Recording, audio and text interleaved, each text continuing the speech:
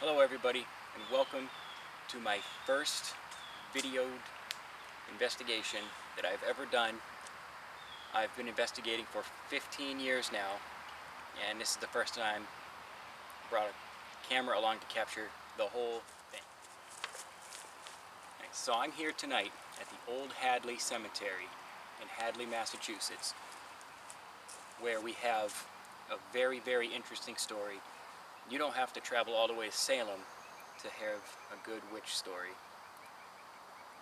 This is the legend of half-hanged Mary. Born between 1617 and 1624 in England, Mary Reeves and her parents Thomas and Hannah moved to Springfield, Massachusetts. In 1670, she married William Webster, and they both moved to Hadley, Mass. With an apparent temper, strange things happened around Mary. People took notice. While visiting a friend, a chicken fell down a chimney into a boiling pot of water. The next day, Mary had scald marks all over her body.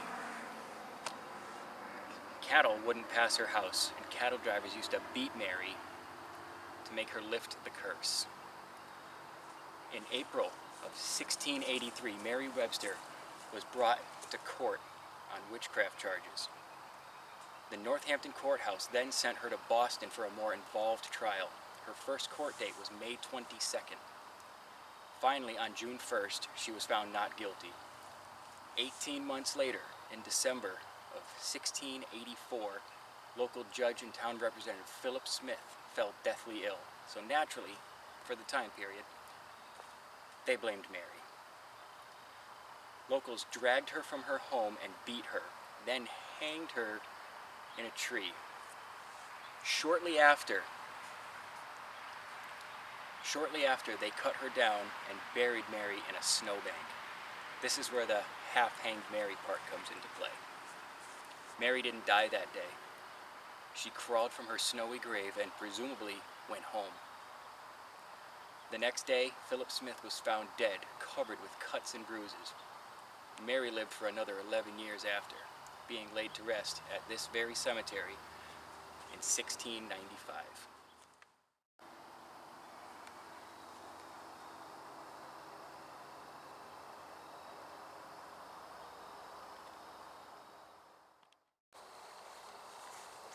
And so ideally, the first thing I'd like to do is find Mary's gravestone.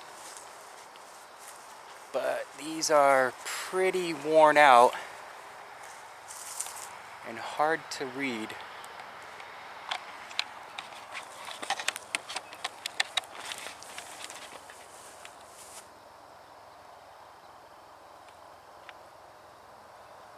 I'm not too sure how I'm supposed to find this when they're barely legible.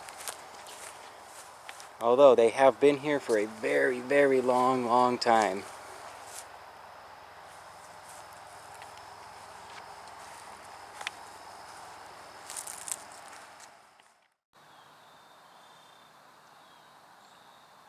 So with very little to go on, I believe I lined up my camera enough with this image to think this might be the one. You can tell there's a gravestone way back there, which shows up pretty clear on here. So here we have the MEL meter. It's the MEL 8704R electromagnetic field detector. On my walk over here, I had a few spikes. I'd call them spikes. One went up to 3.1 right by the gravestone. Being out here, there's not really anything nearby that should be throwing electrical disturbances.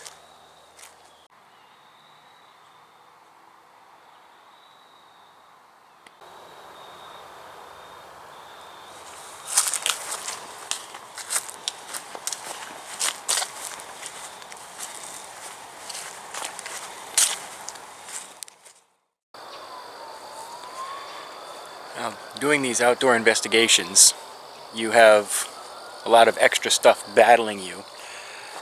The main thing for me right now is all the ambient noise.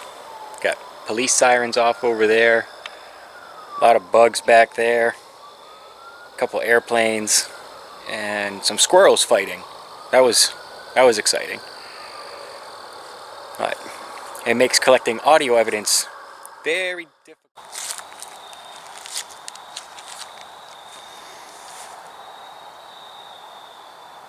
Some interesting fluctuations going on in the FLIR camera. Here we are. Is there anything going on over here that's out of the ordinary? Let's get back a little bit.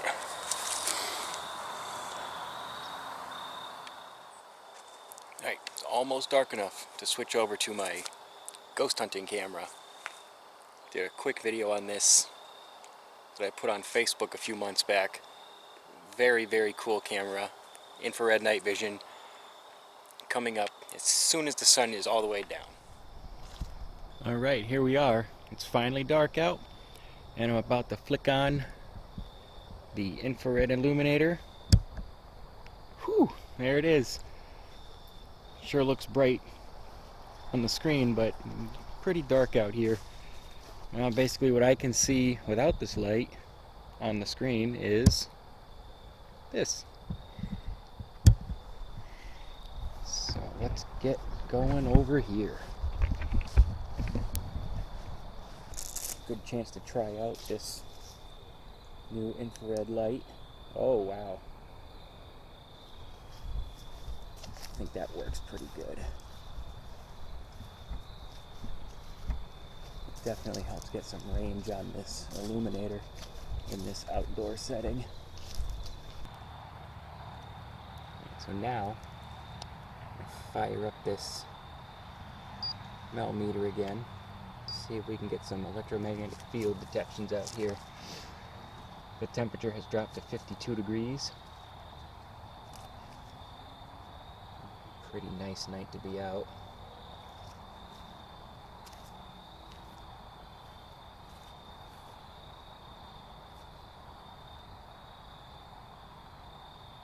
Reading 0 right now.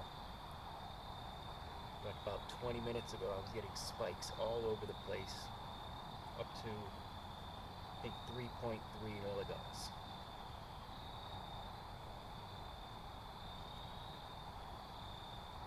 Right now it seems like we're holding steady at 0.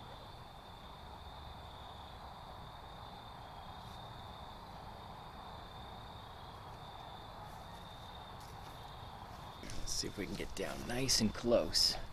0.2 milligauss. Teetering. Alright, now's as good a time as any. Let's see.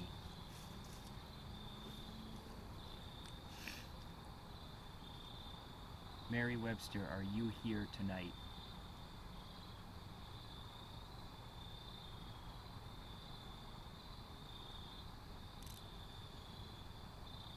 If there was one thing you could say to me right now, what would it be?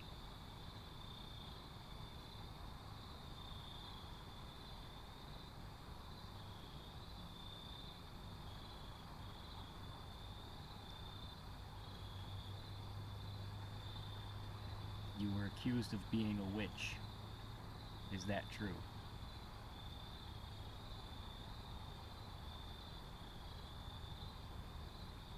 My last question. Were you in fact a witch?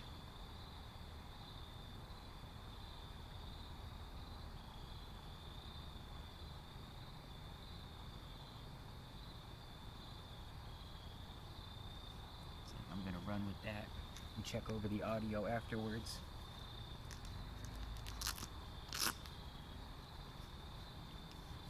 See if anything comes up.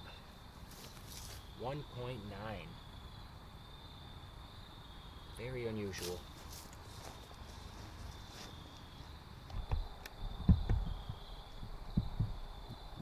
Can we see that? 0.2 right in front of her grave. No other spikes of any sort anywhere else, but just to test that out,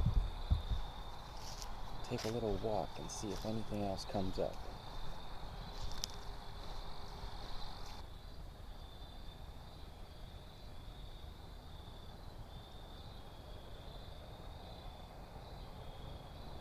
if it's paranoia or if I'm hearing footsteps behind me. I did see one person walking at the edge of the cemetery a while back, but otherwise it's been very quiet here.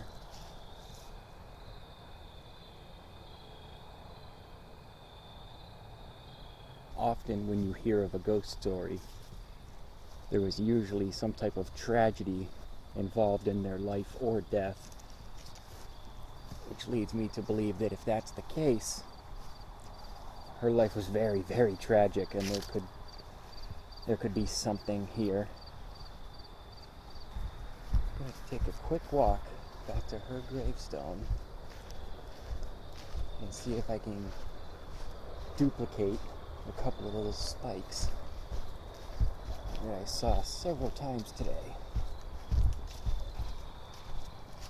Here we are. I can always find it quick because there's a branch right next to it.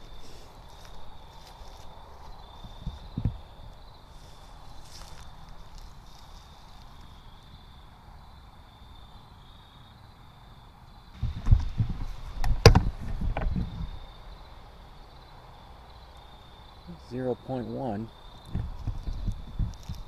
That is still very low. There we go, there's a 3. 0.3.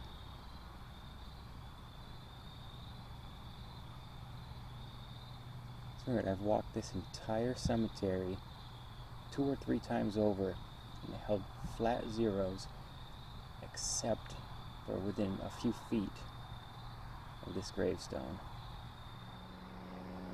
Alright everybody, thank you so much for watching. Hopefully I can get some more videos going. New locations, bigger locations, maybe even better backstories, although this witch story was pretty good, I think. Thanks for watching. Hi everybody, and welcome to my first episode that I'm making for my YouTube channel. This is an acorn hitting the camera.